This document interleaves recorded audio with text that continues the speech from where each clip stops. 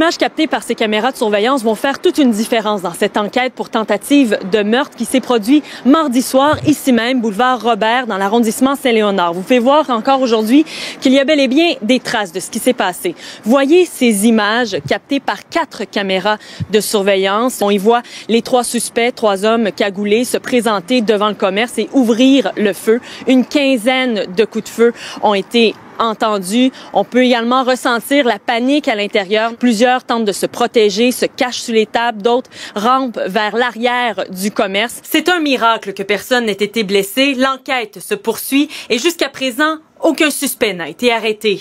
Ça se passe où? À Montréal, mardi soir dernier.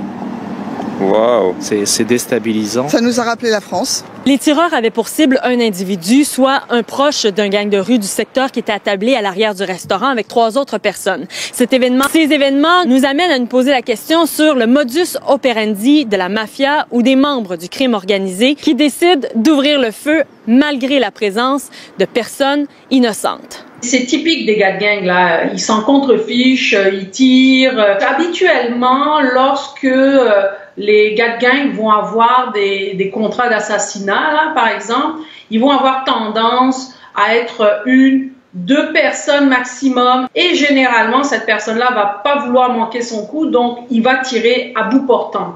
Là, dans la vidéo, ce qu'on voit, c'est 3 individus complètement chaotiques. C'est vraiment quand même amateur. Ici, les propriétaires n'ont pas été en mesure de rouvrir le commerce depuis la fusillade.